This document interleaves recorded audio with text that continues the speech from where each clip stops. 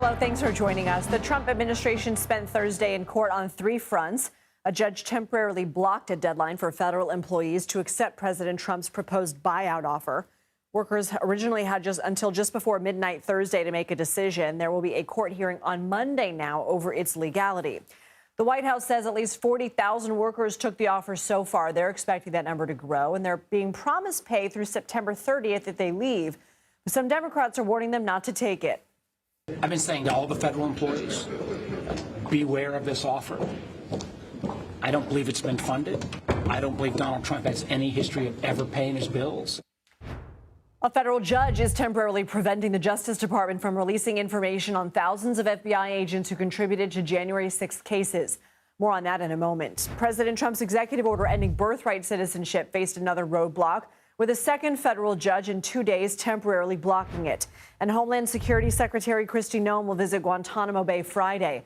U.S. officials tell CBS News the administration is looking at sending daily deportation flights there.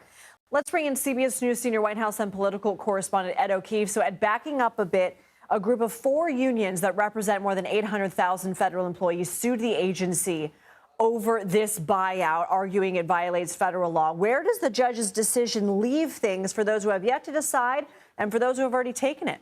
Well, for those who have yet to decide, the White House now says you've got more time. You've got essentially until Monday now to decide whether or not you'd like to take what they're calling a deferred resignation plan, which would allow federal employees to serve out their time through the end of the fiscal year at the end of September, but not have to show up for work in the meantime. And if they want, they can find some other line of work. But Boston-based federal district court judge today saying he'd like to review the matter at 2 p.m. on Monday and will rule then on whether or not the legality of this needs to be questioned further in court. It's a good example today, Lindsay, of sort of checks and balances starting to kick in on some of the things that the president is trying to do. Obviously, there's been a lot of concern about the legality and the budget authority of this buyout. The Trump administration and the DOGE program, the Office of Personnel Management, insisting repeatedly to federal employees in recent emails, you can take this. We'll be there to back it up. We will pay you out when it's time. Others skeptical of it, the unions especially that sued today, and successfully, at least for now, delayed its implementation. And forgive me for going back to the beginning, but let me know if I'm oversimplifying things. The whole idea behind this proposed buyout is come back to work full-time in office 5 days a week, or take this buyout, or if not, risk getting let go.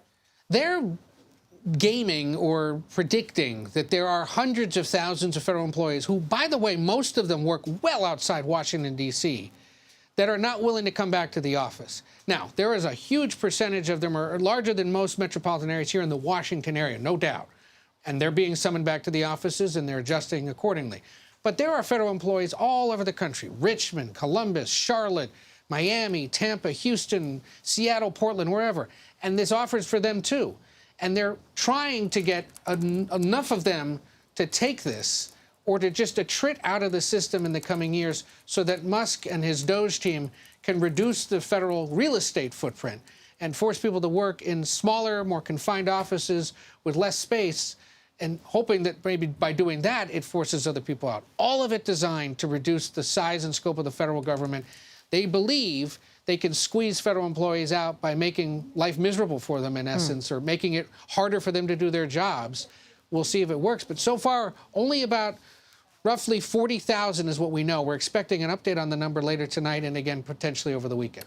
Let's talk about another one of the top lines we just mentioned. Where do things stand on the birthright citizenship order now that it's been blocked twice? So now, it's a Maryland district court judge and a Seattle-based district court judge today saying that it's unconstitutional, that if the president wants to undo this, he's got to change the Constitution. That will obviously be challenged by the Trump administration. This is a legal fight that they invited, that the president has been relishing and calling for, as have his conservative allies, who believe that by removing birthright citizenship eventually from the Constitution, it reduces or takes away that big magnet that they believe has drawn so many undocumented immigrants to this country through the years and incentivized them to have children here to establish some kind of an anchor for them and their families. But again, a judge today, once again, questioning the constitutionality of it, saying you want to change this, you got to go change the Constitution. Ed O'Keefe, thank you. A federal judge on Thursday temporarily blocked the DOJ from releasing a list of FBI agents who helped investigate January 6th. The issue is on hold pending a hearing Friday. As we reported this week, FBI agents were instructed to fill out a questionnaire detailing their involvement in the January 6th probe. That has raised concerns those agents could be singled out, punished, or fired for their role in the investigation. CBS News Justice correspondent Scott MacFarlane spoke about that with a current FBI agent who investigated January 6 cases and wishes to remain anonymous. What was it like filling out that questionnaire? Saying what you did and when you did it? Really demoralizing. Defeated. We all feel defeated. And really for nothing. We don't feel like anyone has our backs. Scott MacFarlane joins us now. How are FBI employees grappling with the changes at the agency and this fear of retribution?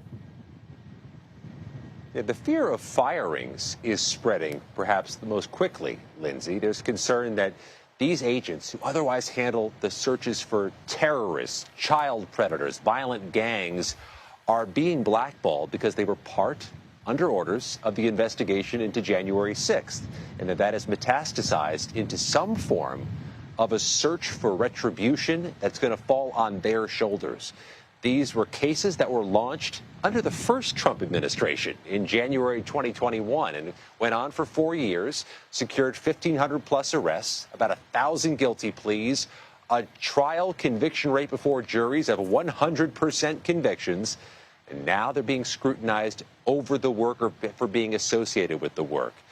In an email or a message that was disseminated earlier this week by the acting Deputy Attorney General of the United States to the FBI, there was a message sent that nobody who was following orders or who acted ethically is going to face disciplinary issues. But I can tell you, Lindsay, the agents who have been suing in federal court to keep that list under wraps, and the agent with whom we spoke today, do not believe or do not have confidence in that message yet. It's our understanding that DOJ just has their employee ID numbers, but I can't imagine that's much solace for these employees. And Scott, we heard the agent you spoke to say it was demoralizing to fill out this questionnaire. Are people you've spoken with considering leaving the agency or some other option instead of following these orders? That's a huge fear, first of all, that there'll be a gutting of FBI task forces nationwide if people decide to leave or are fired. These are task forces to keep American communities safe. And a reminder about January 6th, those investigations were not localized just to Washington, D.C. Every FBI field office had a piece of this because nearly every state produced some of the January 6 rioters. So this is a nationwide concern. Also, there's going to be a concern about recruitment. Are people going to be as inclined to want to join the FBI at this moment when everything feels so tenuous and under fire? What image, impression, quote from your interview will leave you and will stay in your mind tonight as you go home? A couple things jumped out at me. First of all, these are agency employees who pursue terrorists, who go into dangerous spots every day. Just see the fear in our interviewees' eyes over this. That tells you the moment we're in right now. But also, part of the back and forth we had was, are you concerned because of this internal investigation that FBI agents may be less inclined to take up future cases of a certain sort if they're worried it may rub the president or political leaders the wrong way? Right, a chilling effect. And the interviewee said, yes, that's a definite concern, a very true chilling effect. Scott MacFarlane, thank you. Of course, Scott will have more of his reporting tonight on the CBS Evening News with Maurice Dubois and John Dickerson.